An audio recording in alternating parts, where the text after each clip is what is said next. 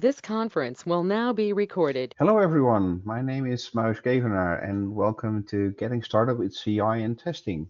I am here together with Jonah.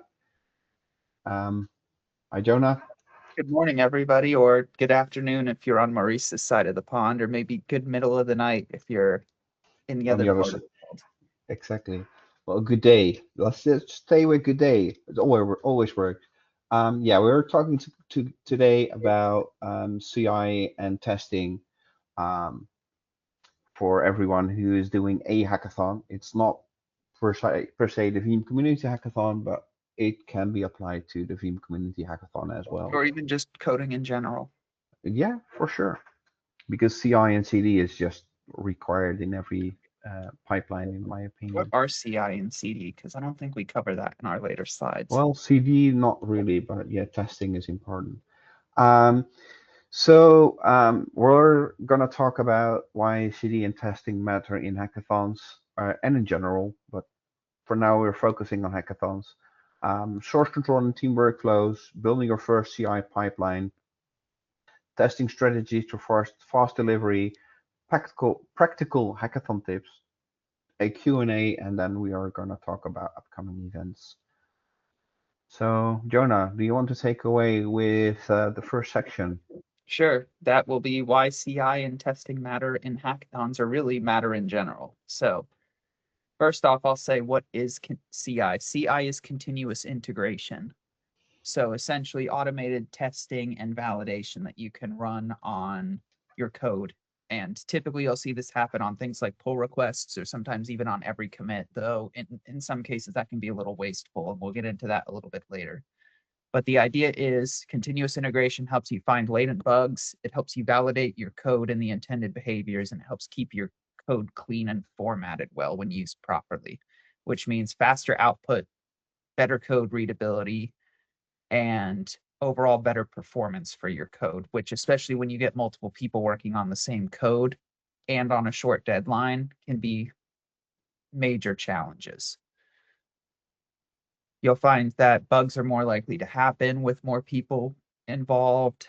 Other last minute surprises, it could cause demos to fail. And the last thing you want to do is spend a lot of manual time debugging to fix some sort of code regression or bug that you have unintentionally introduced. So CI is designed to mitigate all of that and reduce your code review time. You want me to go to the next Yes, slide, please. or you want to talk about this one? Next slide, okay. Next slide, please. But yes, so as I said, CI really means every time your code changes, especially before a pull request and a merge into your main code branch, it gets checked, it gets tested, it gets validated, so that hopefully you find those problems in the pipeline as opposed to demo day or even production day.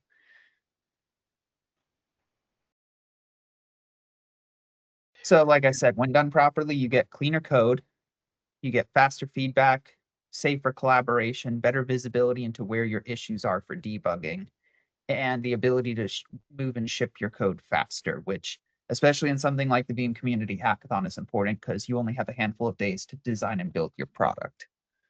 Exactly. So then we're going to the next section. That's source control and team workflows. Yeah, source control for the hackathon, for the Veeam Community Hackathon, you will get a GitHub or repository for your team. And we're going to focus on GitHub, but in theory, CI can be done in uh, several different platforms like the GitHub Actions or your GitLab, your Jenkins, for example. There are several different ways to run your workflows. So for us, GitHub is our foundation. We start there because within GitHub you can create really quickly, really easy your actions and doing your testing during your pull request. Um, so you need a shared repository. That's what you get already. You want to set up a branching model, make it work with branching, and do not commit to master every single time. That breaks things and that will make it harder to read down the line. Work with pull requests. That's with the branching, and have a commit discipline. Do not say final version 2, final fix version 6 commits, or test commit, or dot as a commit message. Make it your commit messages useful. So you have your main branch. That's your stable branch. Everything in main should be ready to work, should be something that you can deploy in theory. You have your feature branches. That features, yeah, that's where you work. That's where you make the changes. So you're doing a feature for API authentication, for reporting, UI fixes, and so forth and so on. So you make your feature, you create a pull request, CI runs, merge after a review.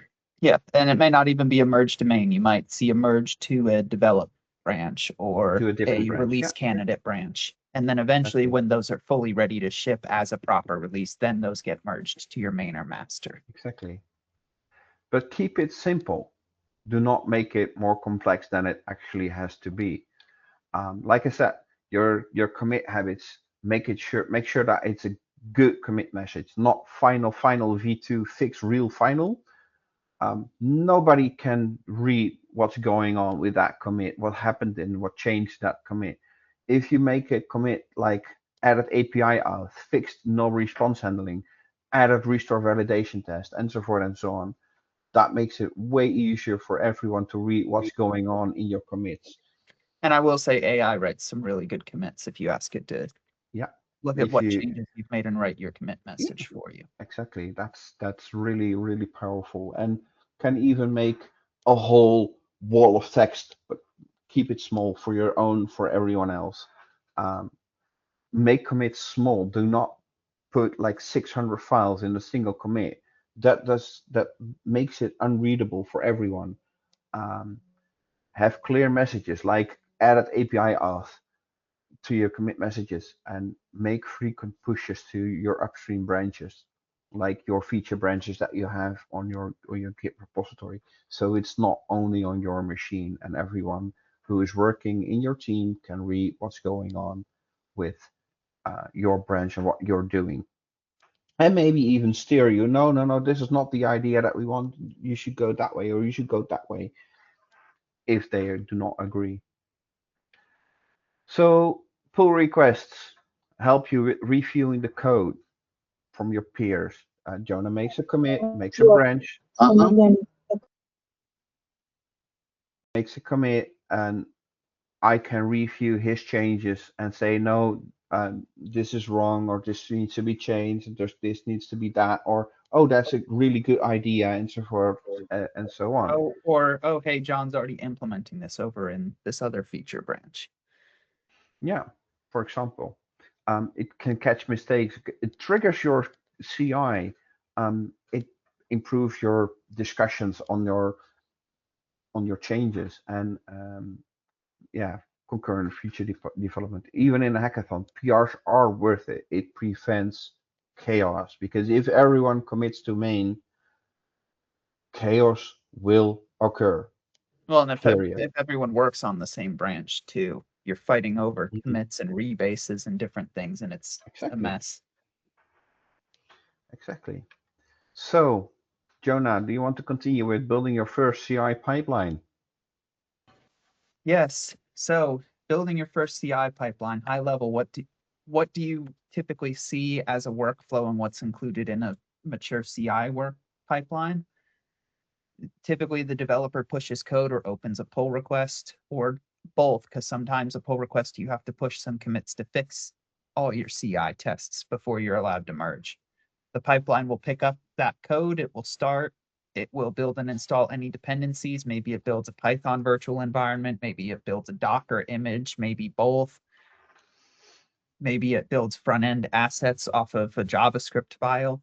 And then typically what you'll see is your fast and easy tests for latent bugs run first, your linters and your type checkers, essentially, which really make sure, does my code follow good code standards? And, you know, even to an extent, does it do anything that could potentially introduce security issues or headaches down the road? especially in a language like JavaScript or Python. If you're familiar with object-oriented program, like on the Java side, you might be used to where you have an object, maybe the object has name and email because it's a person. And if you try and access some part of that object that doesn't actually exist, it'll tell you right in your development session, hey, this is an issue. You're not necessarily going to see that with something like JavaScript or TypeScript without a type checker or a linter. Or maybe you're trying to combine a number with a text string. Those are the sort of latent bugs that those will very quickly and easily check for you.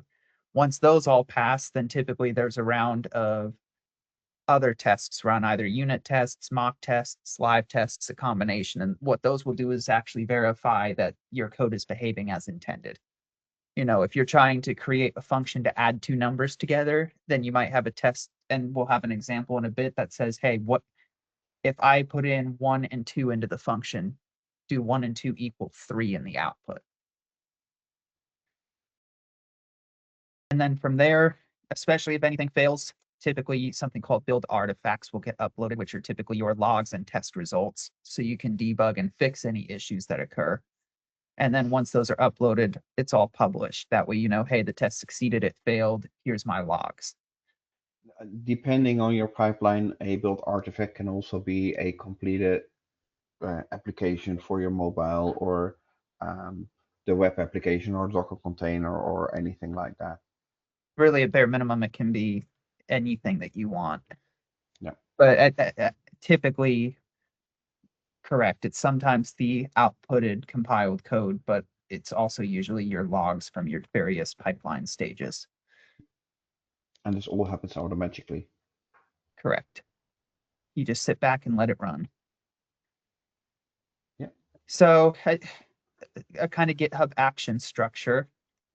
Like we said, you have your trigger, you say when it runs, you have your job, which is your collection of tasks, or I'm saying stages because I primarily use Jenkins. But I believe GitHub Actions calls it tasks. They're based into your steps, which are your commands. Just breaking it down into small pieces. Multiple steps make up a job, and your trigger kicks off the job. So I think we have an example pipeline of what would kind of be a minimal GitHub action on the next screen. So you can see we've named this test CI. It runs on push and on pull request. So anytime code is committed, anytime a pull request is opened, and we have a job called test. And in this case, we say it runs on Ubuntu latest because that's essentially a containerized image or a runner that GitHub gives us. So we're saying run this on Ubuntu. You can theoretically run it on a wide variety of machines, different Linux distributions, Linux with graphics cards, your own self-hosted runner, Windows, depending on what architecture you're wanting to run your tests on, in case you have specific tests that require specific features or commands. Even on Mac OS. Correct, Mac OS as well. And then you can see you have steps, and in this case, we're calling the actions checkout step, which is a predefined step or stage. It's a predefined action because not only can you build your own actions and run, say, your own script, as you can see in the next step where we're saying run tests.bash script, but there's also community and even GitHub defined actions that you can run. So for example, here you've got checkout, or if you're using something that requires an NVIDIA GPU and CUDA drivers, there's a community tool out there that you can run a step with a simple line or two to install the latest NVIDIA drivers and the CUDA toolkit.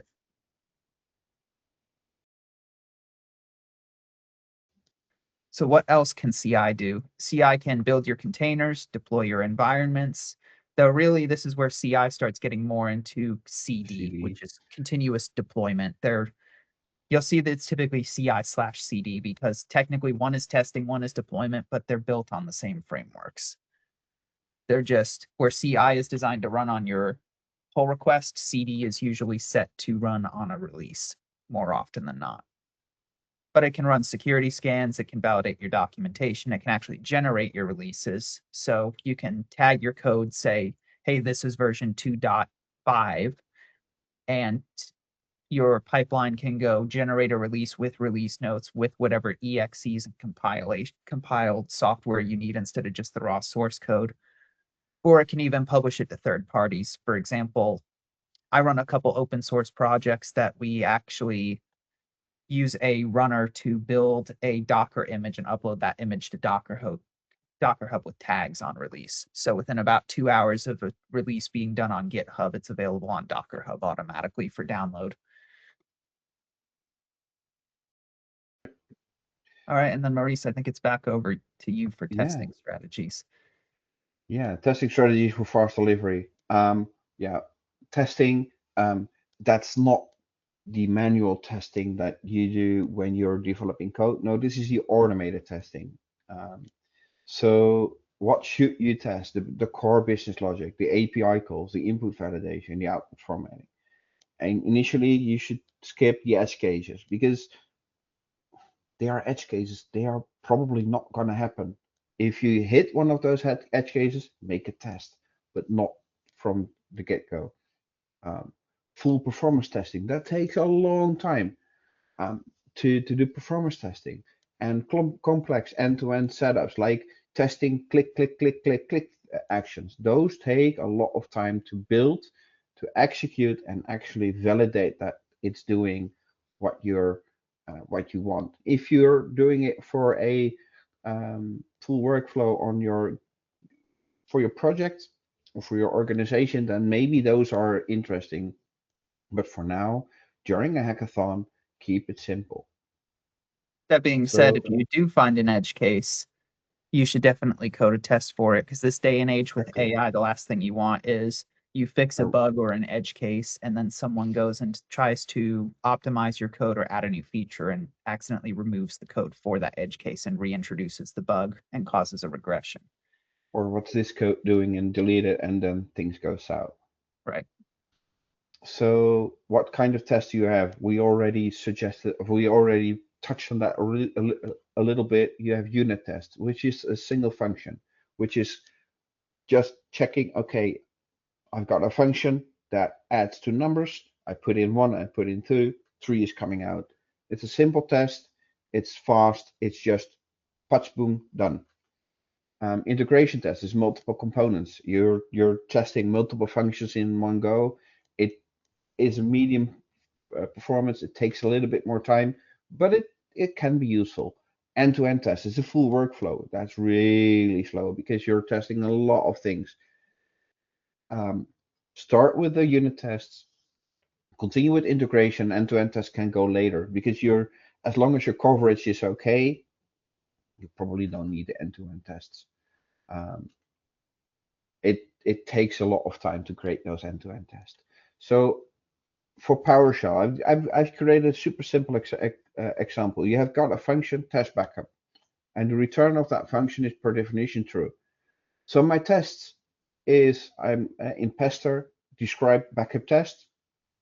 It should return true. That's the thing that we have as a result.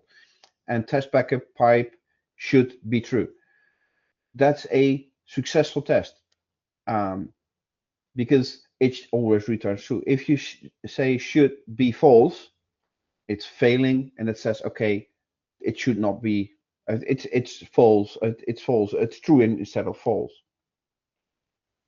The example with the function to add two numbers, it's faster readable because it's really simple. It says you assert that the function add with parameters 1 and 2 should be 3.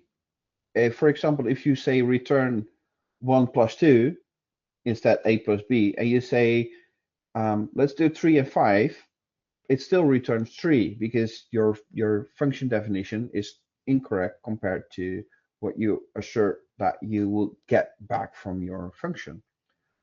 So one test here is fine. Multiple tests makes it better because you're testing multiple ways of adding this function.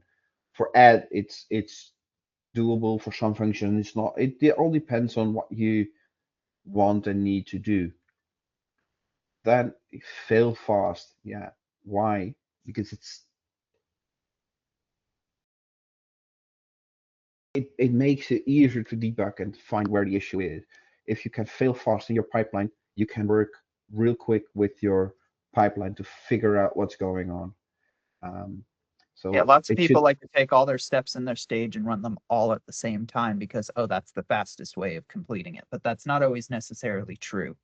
no Sometimes it's faster to run your linters and your type checkers first, then your mock and unit tests, and then go into your full end-to-end and integration tests because the earlier exactly. stages, while it does add time overall to your pipeline, those stages might complete after 2 minutes instead of an hour, which means you can go back and fix those, and they may unintentionally fix failures in your end-to-end tests, which in the long term saves you a lot of time in your iteration. Exactly. Then we're going into the practical hackathon tips, Jonah. Yeah. Well, and building on that Oh, and what we were just talking about it failing fast, I'll say it's not going to be on the next slide, but one of the tips I say is find the right tool for the right job. I have been overseeing development of a customer portal for my company, and one of the things I have found is there's a lot of gains to be had by just looking at the tooling that we're using. We use Python, we use TypeScript, and we were using what were very common linters at the time, Pywrite for type checking and PyLint for the linter.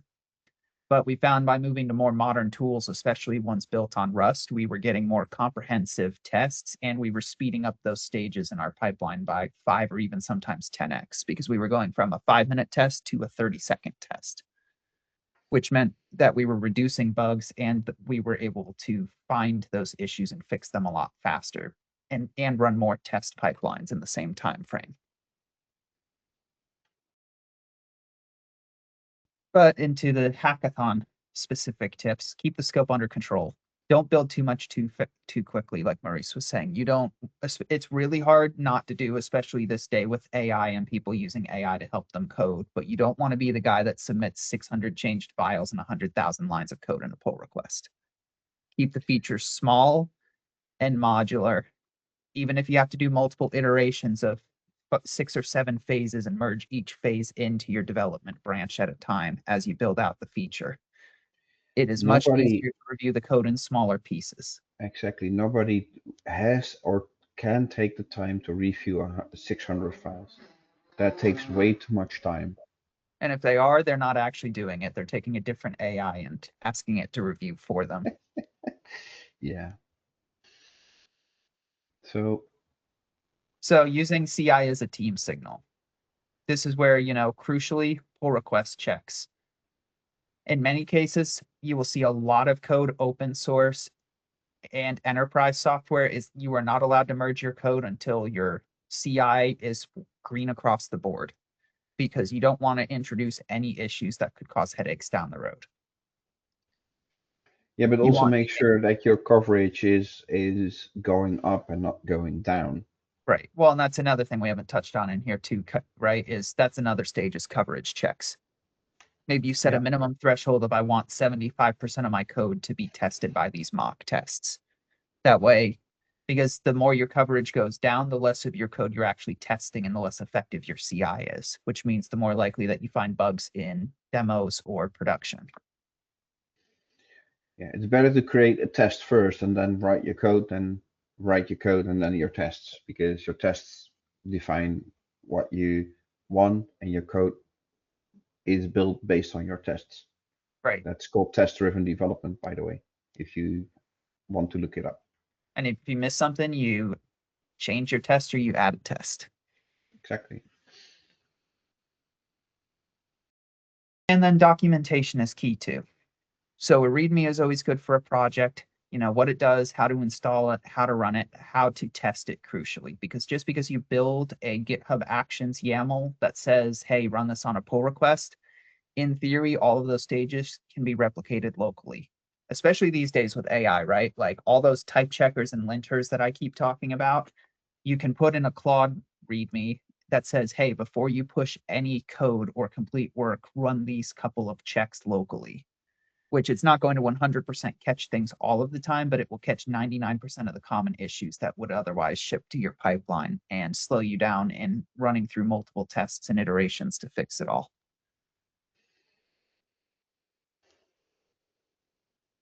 So the final checklist, like we said, your code in your repository, a complete README, and I'll take it a step further.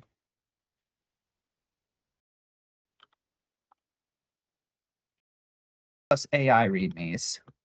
So your Claude.md, your agent file, whatever you use, if you're using an AI, have a complete README, update it regularly, because that's how you enforce code standards on any AI output that you do.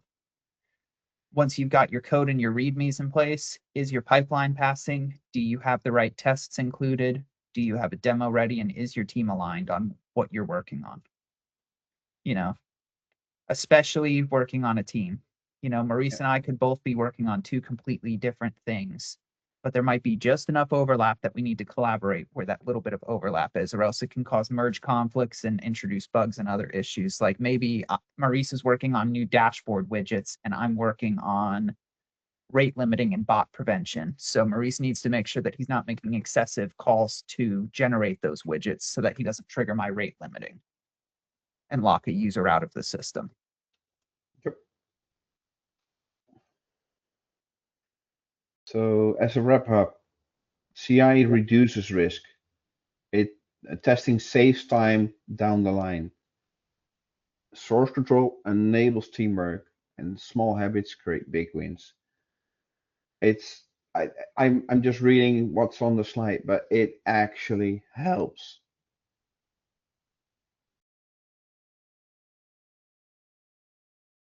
Now we have one more thing. Questions. Are there any questions? If you have a question, you're allowed to unmute yourself or write them in chat if you don't feel like speaking.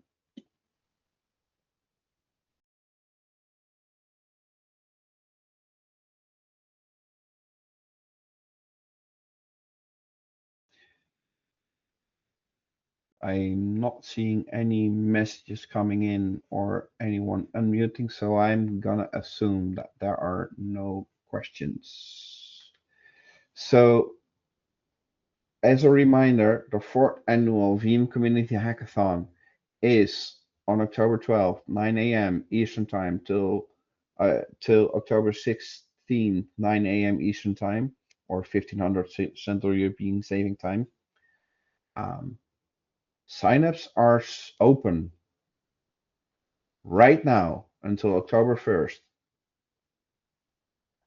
If you're not already joined, scan this QR code with this cute Alfred in the middle. Yeah, Sophia is clapping about it, but it's Alfred. So yeah, everyone like it, right? And signups are still open until October 1st. Please join. Upcoming events. July 28th, we will be doing a spotlight.